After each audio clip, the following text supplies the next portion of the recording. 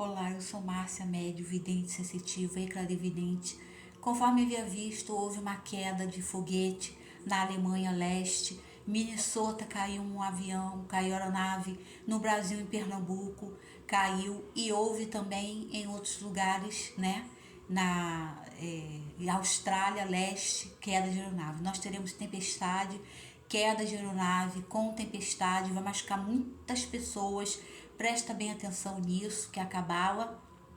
E também teremos acidentes, direcionar acidente automobilístico com criança, sinto uma criança, letra E, acidente automobilístico, que está tudo relacionado nesse sentido.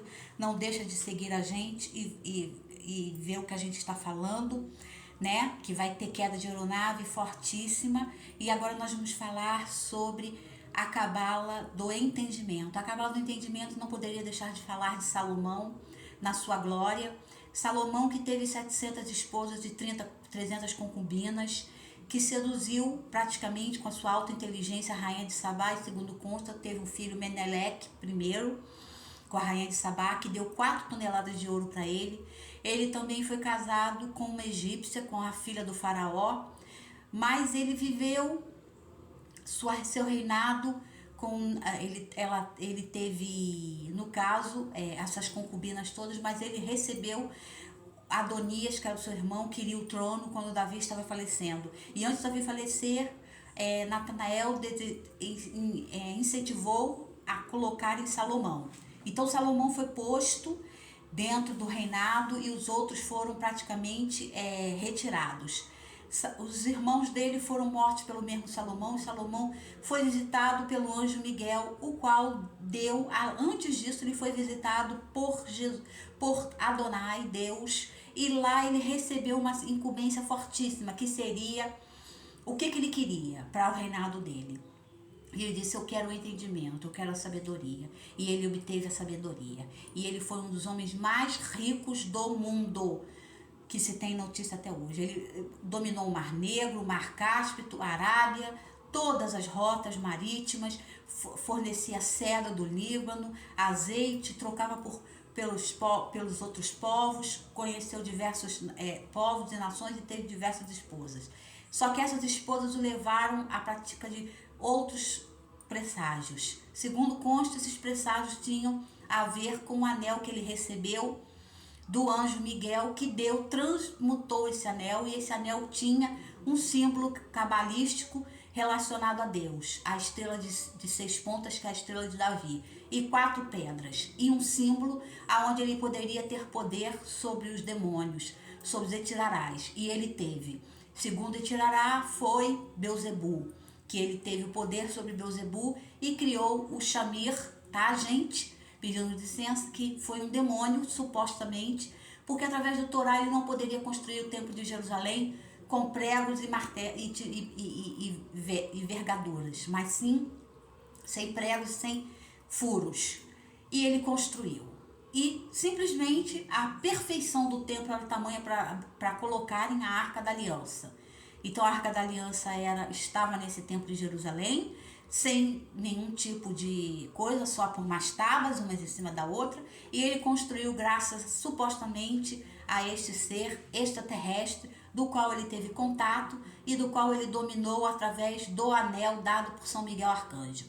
E essa é a história. Essa é a história do enigmático Salomão, que hoje se tornou o líder dos templos herméticos e da maçonaria. Nós não sabemos a que ponto, né, isso tornou-se fundamento, mas tem um fundamento holístico profundo através das iniciais e todo o estudo em volta.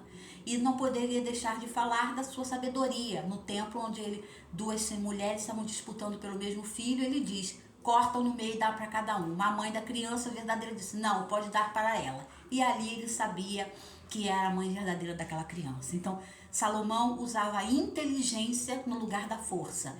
E ele dizia: vaidade, vaidade, tudo é vaidade.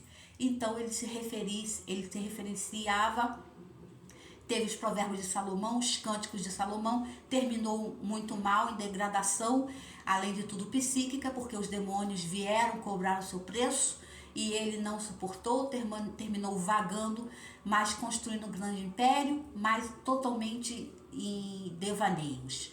E nós podemos não deixar de falar de Moisés, que Moisés teve as pragas do Egito, que foram água de sangue, as rãs, usando o entendimento que Deus deu a ele. Deus deu a Moisés, quando Moisés era jovem, ele viu o povo hebreu em sofrimento. Não há relatos de mantos de Moisés hebreu, mas há o relato dele ver o povo em sofrimento e lutar pelo seu povo. Então, no Tanar. Então, o pano que de hebreu, que ele foi amamentado pela hebreia, que era a mãe dele, não existia praticamente. Então, ele sente a necessidade através da genética. E ele mata os egípcios que estavam ali fazendo mal ao povo hebreu. E ele vai para Midian, e lá ele se casa e começa a receber de Deus, através das tábuas, o entendimento e o cajado. Ele não olhava a Deus em reflexo, usando uma máscara que todos nós temos, e é a máscara psíquica. Então, segundo Carl Jung,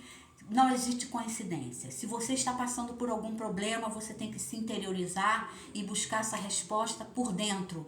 Quem olha para dentro desperta. Então, praticamente é isso. Ele olhou para dentro, subiu o monte, e lá no Monte Sinai ele teve as revelações. O cajado ele recebeu, e ele recebeu de Deus duas palavras em aramaico: Eir, Esher, que quer dizer eu sou em aramaico. E essas são palavras mágicas que nós podemos dizer quando estamos em aflição.